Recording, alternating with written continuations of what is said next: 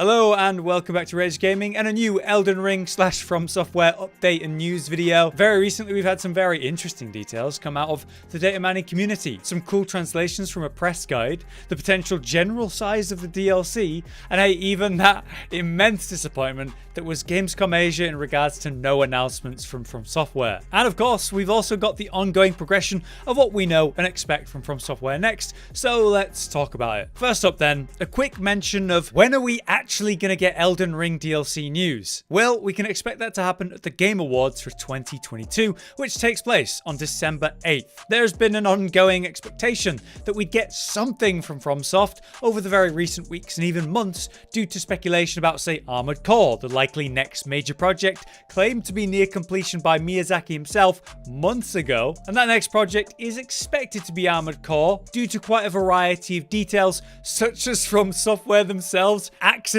potentially revealing that they have new Armored Core stuff coming as a relevant title by accidentally listing their main website information as straight up Armored Core, which was a clear error on someone's part before quickly being fixed. As well as other interesting details like them suddenly releasing new figurines for Armored Core. Very suspiciously timed. So yes, we're expecting some information about their new and very close to completion new project, Elden Ring DLC, and maybe some of the other stuff that Miyazaki has referenced that they're also working on.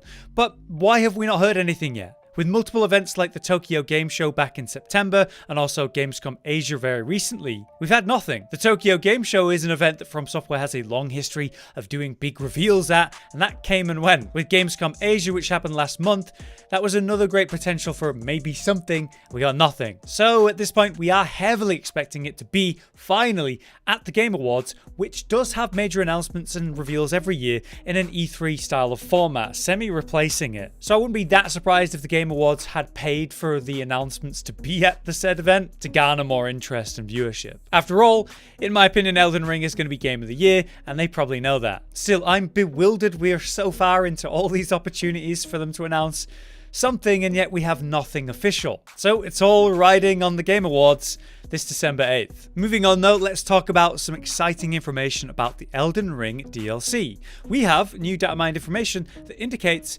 even more setup for the DLC itself and a possible suggestion as to the size of the DLC. The absolute champion, Sekiro Dubi, a brilliant Soulsborne creator and source of datamine info for Elden Ring so far, has found something very interesting. There are now 30 flags for DLC purposes, meaning in the files right now, there are the slots for assigned bosses and their rewards. What we're looking at here then are the events that play after defeating a boss. So say the very first one at the top, we have Margit here, and as you'll likely know, when you beat Margit, you get your first talisman pouch, increasing your talisman slots, and that's listed there. Margit being the boss name, and then there's the reward that follows. Godric, the next one down, well, from that we know we get his Great Rune and the Remembrance, and there it is listed, his Great Rune and the Remembrance of the Grafted. Interestingly, there's also cut content in this listing. So there's an unused slot for a boss for Stormvale, which was apparently planned to be at the back of the keep, but was never used and was just simply left as unknown. Doobie also highlighted flag 9124, which you can see under the Elden Beast, as the no name, no item slot listing. So potentially that's another unused boss or cut content, of which there are a few we know about, right? Either way, there are now 30 flags for the DLC to use in the files. So that's a possibility of roughly 30 bosses to fight in the first DLC alone, giving us that context of maybe the size of the DLC. The base game had a hilarious amount of bosses, but the difficulty of saying how many bosses are actually in Elden Ring comes down to your opinion. Do you consider the exact same boss fight, but later in the game, and now there's 2 of them, as another unique boss fight? Or don't you? Should that count into the tally? The number varies depending on who you ask, and that's maybe why there's a lot of confusion. Ultimately, there's over 100 unique fights, with 165 being a somewhat agreed upon number.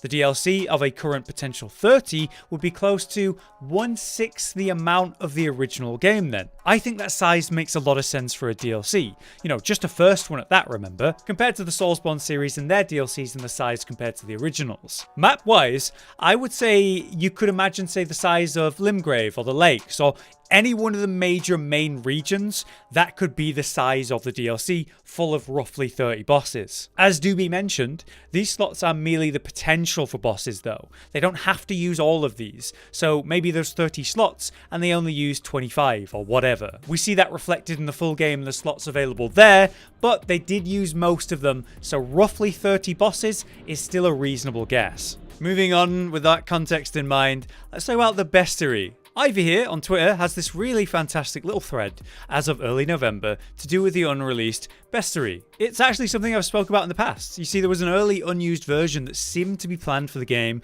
was cut, in which we had all of these little icons of each character and enemy and boss types. And perhaps you'd see these pictures while looking at information about them, after maybe having defeated them and then gaining intel. However, what we have now is a much more relevant, up-to-date, detailed Bestiary coming from the delayed future press guide according to Ivy. Within that, we do have the Japanese version and the translations of what's been revealed. Not only does it show various information like health and potential weaknesses, but the names are actually vital little lore reveals. For example, those hanging Estelle in the underground areas. It appears their name is the Withered Estelle, suggesting that these hanging ones are actually sort of shrunken and aged. There's all this uncertainty about whether these hanging Estelle are in the sort of cocoon state, so they're yet to reach their full form like the Estelle final fight you find in the game. But it appears these ones are just more corrupted and maybe will never reach their full growth. Or perhaps they've already done that and now they're just aged and old. Otherwise also referenced are the stone worm creatures around the Everjails. Now we know that they are roughly named Lookout Stones or Guard Stones, so we actually have a name for them now. Also interestingly, there's the giant silver balls that you find in Nokron and Nokstella. As it turns out, there's two types of them. One is simply the large silver tear, and the other is the mother silver tear. That being the one at the end of Nokstella, where it's on the ceiling and there's many silver tears that drop from it. It would seem from that then that these are simply the fully formed adult silver tears. Their ultimate aged form is a ball or an orb, I guess. It's kind of weird. And also they can give birth to new silver tears. Very strange, but interesting. And it is cool that we might get more context and information in the future with whenever that is released. But yeah, that's kind of the overview of the new details that have happened over the last few weeks. As I've mentioned, we know from Miyazaki himself that they are working on multiple projects now, and he is stepping back from being a director of everything, meaning they're able to produce more projects at once, and hopefully that will mean From Software has a release schedule that's a bit more reliable, maybe even, it'd be crazy, but maybe something every year. There was the potential leak of Project Abyss, the very questionable leak at that, based on the information and all the things in it, to do with a sort of Dark Souls 3.5 set in a sort of eldritch underwater themed game where we would have new magic, new weapons, and we'd be able to go underwater, not necessarily swimming, but with a deep sea eldritch theme to it. Certainly sounds cool, but a lot of the details within that were very questionable. I wasn't particularly believing it myself, but we have a whole video where we talk about that. Then there's Armored Core, which I've obviously mentioned in this video.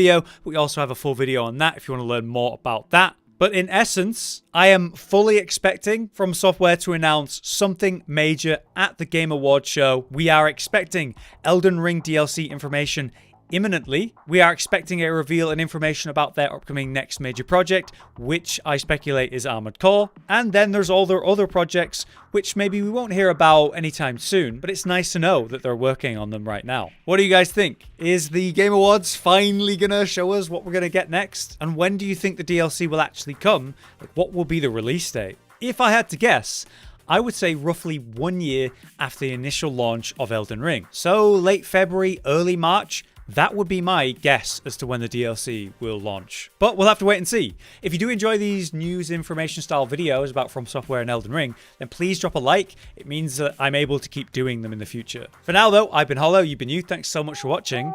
We'll see you next time. Josh, Cotton, and Hollow with the videos, dropping the humor like a hammer on your tippy toes, bringing entertainment on a daily arrangement to take our insanity and turn it into entertainment. Yes, I said entertainment twice, to reiterate that it is nice to look into your faces on a mostly daily basis when you let us in your homes to make the whole world a stage. Goodbye.